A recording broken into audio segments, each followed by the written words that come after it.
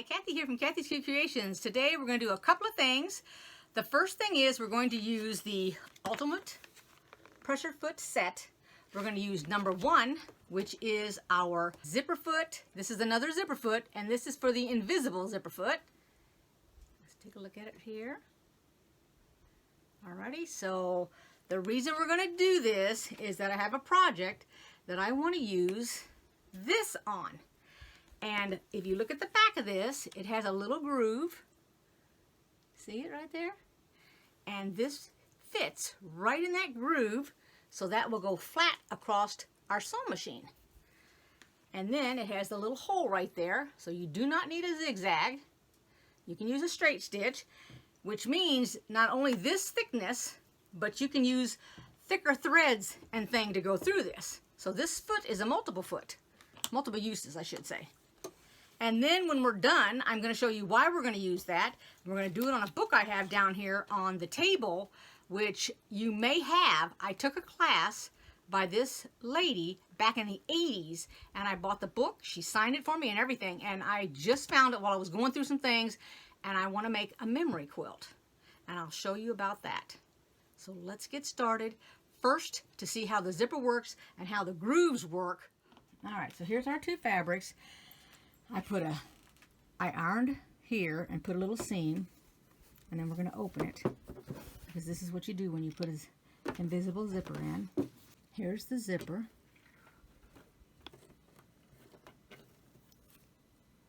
Here's the back side.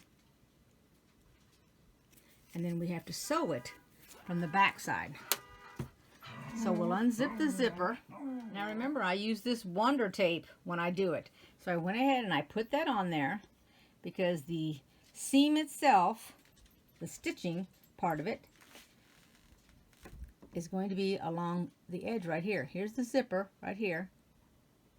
This is the top part of the zipper. Let me go down a little bit so you can see it. There's the bottom. It's upside down, inside out, whatever you want to say. Well, this is actually right side up because we have to sew it upside down. So you put the, I call it stay tape, but it's Wonder Tape. You put it on the right side, which is the side facing up, as if you were shutting your zipper, because we're going to flip this over like this, and I'm going to attach it to the fabric, and I'm going to show you that here in a minute. All right, here's a better shot of it. So you're going to take it and you're going to go upside down with it like this, and you're going to sew it. And it actually gets sewed like this. So keep in mind that the seam goes on the seam of the zipper. I know you're going to have a tendency to want to do it this way, but that's not the way to do it. You have to do it this way, because when we're finished, we're going to roll this. Remember, here's my seam right here that I ironed. So when you've sewn it, it's going to go like this, okay, which will have it facing upward. And the same goes for this. This one will be upward because it's going to get sewn, so it's like this, okay, just like that's how it's going to end up. But first you got to open it up, and we're going to take this off just like before. I mean, you can use pins if you want to use pins. I don't want to do pins, so just smooth it down here. From top, you're going to go ahead and put the top part on there, all the way down. I've only gone so far down and stopped with my zipper because this is just a sample. And then we're going to take our foot. Let me take it off the machine here so I can show you what we're going to do. And it's got a groove on the right and it's got a groove on the left. Get a little closer here. Here's the grooves. See the little spot there in the middle of it? Okay. So what you're going to want is you want your needle to come along this side. So it's going to be on the right hand groove. And you're going to sew it like that, and the needle will catch on this side here as close as it can. All right, so let's do that first. Now, do you remember how I told you to move your needle to the left on your machine? Because that's what we're going to need to do. We're going to need to move it to the left to straight stitch it. Let me give you a refresher real quick. I'm going to take my camera over here to the sewing machine screen. Now this normal width for my sewing machine to have a straight stitch is a 3.5. I decreased it by hitting this to move it to the left so that my needle, let's look at that hole right there. Let me give me a pointer. I think that's going to be a lot easier. So when you're looking at this here, it's on the left-hand side. This is our opening right here. That's the zipper right in there, and it's going on the left-hand side. Now I went ahead and I put my length on 4, so I've got a long stitch just to give you, since this is just a sample, I didn't want to put a regular stitch, but you'll get the gist of it. All right, so I'm just going to slowly sew down here. Let's see how close we are to our zipper, and it's in the right-hand groove. I'll show you here. I'm going to go down to the pin. I've got it marked.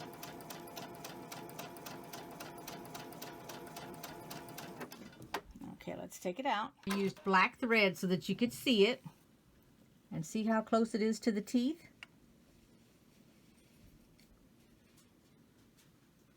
Now we're going to do the other side.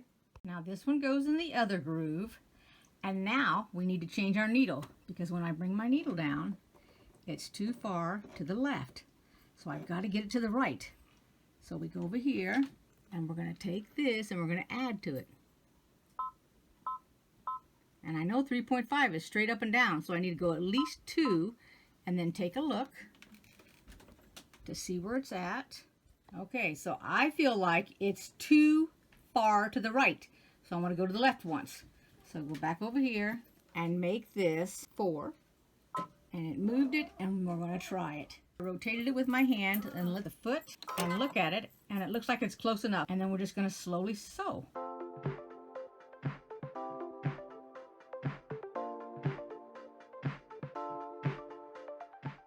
So this is what we have.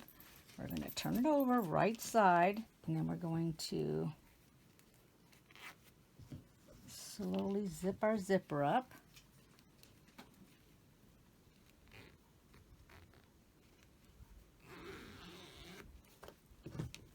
And there is, get that little top. There's our invisible zipper. Let me put a pin right here where I stopped, because this is where you would actually stop sewing. And there's your zipper. And then what you would do is you would put, if you would like to, you can do your top stitching all along that zipper. But as you can see, it's totally hidden. So you can see that the zipper is hidden. I think this was the greatest invention. This foot is really fantastic. And see how you can't see anything? And then you grab it and unzip it, or zip it back. There you go. That's it. That's fantastic. All right, now let's use this foot for what the other project that I want to show you. Okay, so here is the next project that I'm going to make. Well, first I'm going to teach you this part before I explain the project to you. All right, so you get whatever kind of thread, or you can use, in this case I'm using actual crochet yarn. Fabric, oh my goodness. Okay, yarn. But let me show you some other things that you can use in the way of threads, because I haven't really made up my mind whether I want to use this or something else, but this would be like the biggest thing that you could use. Okay, so this is the cord I'm talking about. You can tell this is pretty thick. I mean, it looks like it's thin there. I'm trying to, okay, so you can see how thick it is compared to the regular sewing thread. So you can use this also. And you can take multiple colors, let's say 3 or 4, braid them and use it. So it doesn't have to be a single cord, it could be braided if you wanted different colors. Let's say you wanted pink and blue, or pink and green, or pink and yellow, then just twist them along each other and you can use that cord also. But let me go ahead and demonstrate what I'm going to do with this foot. Okay, so I've put the foot down on top of it. It doesn't need to be in the right side or the left side of the groove. I just put it in the middle because this is, I want to say this is smushy. Well, that's not the word. Palatable, I guess you could say. So this will scrunch down, so it doesn't need to be in the right or the left.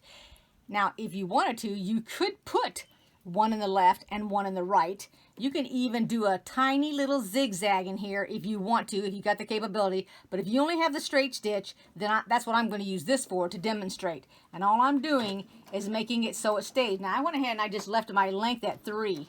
I can decrease it. And you would line this up as to where you would want it on your fabric. Let's go down to 2.5.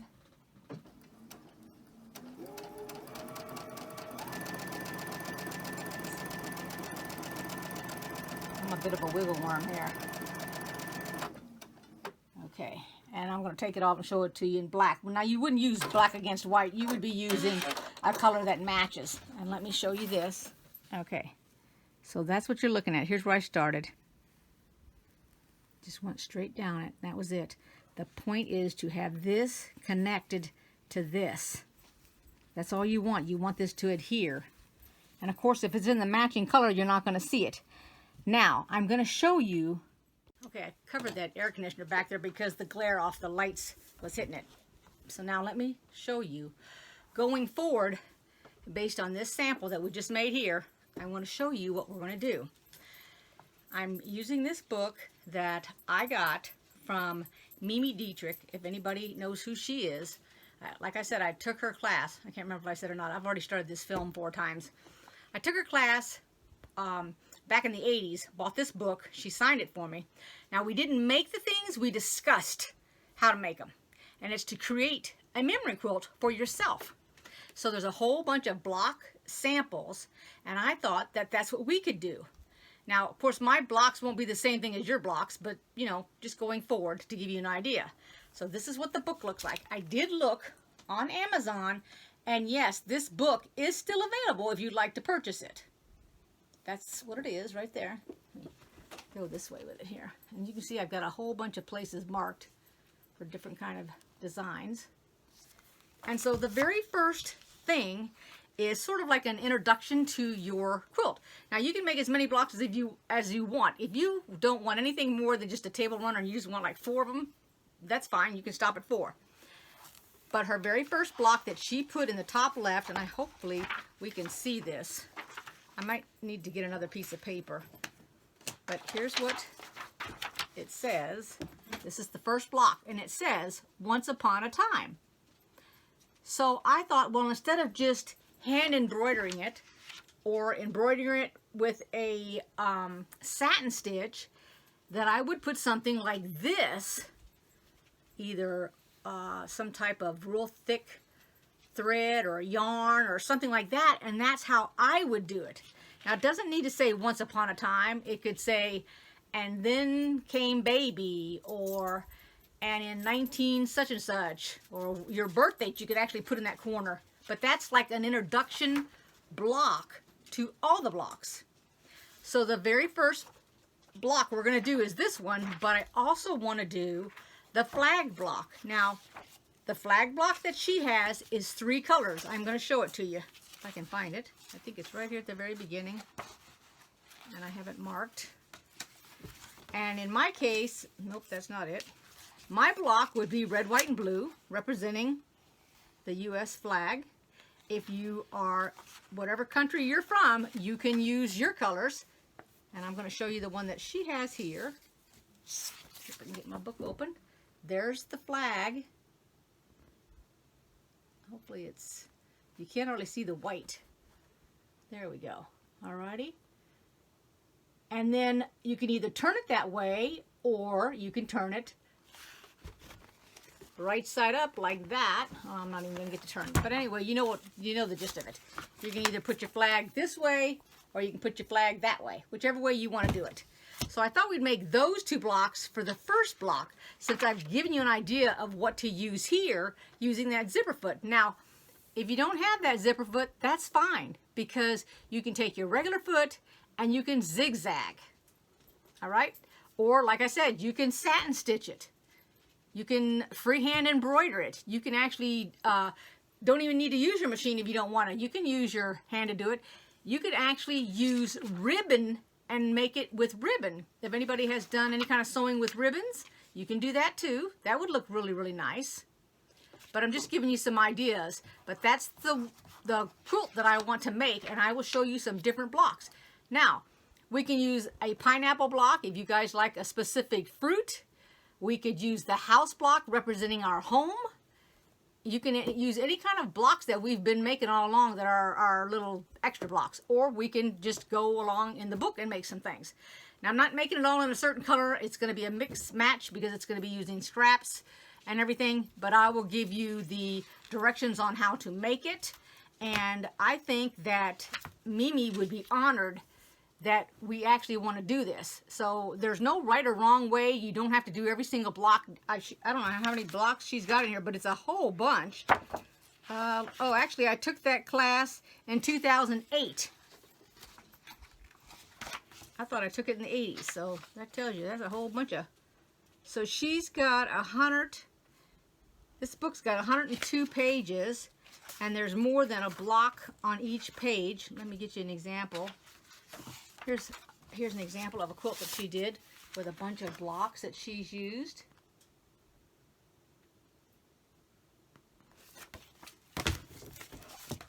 And if you go out and get this book, here are four different blocks on this page alone. If you go and you get the book, then you can choose what you want to do. I'm just going to choose them based on my life. I mean, they've got like the crayon box. They've got a garden. They have, let me just give you some other ideas. They have the Dutchman's Puzzle. They have a creek cross. If you had a creek in your backyard, we used to go to my cousin's house and we swam in the creek all the time. They have Yankee Puzzle, Southern Belle, Castles in Spain. They have Sister's Choice, School Colors, Star. There's the crayon box, a seesaw. Of course, you know, if you were out on the playground, you had a seesaw. So you can just pick and choose. I mean, you could make nothing but blocks that represent when you were in school. They don't necessarily need to represent your life from one to another. I could do a block, I mean, a quilt that has nothing but a different state on it. I mean, I've been in enough states and different towns and states, being a military brat and all, so we've been all over. So I could make my quilt like that. So that's all I want to do. I just want to make a real short one and get this up because I'm so behind. It's not even funny. Although it is funny because I'm so behind. But you guys take care. I hope you like this video. I hope you learned something. And I'll see you next time. Bye-bye, everybody.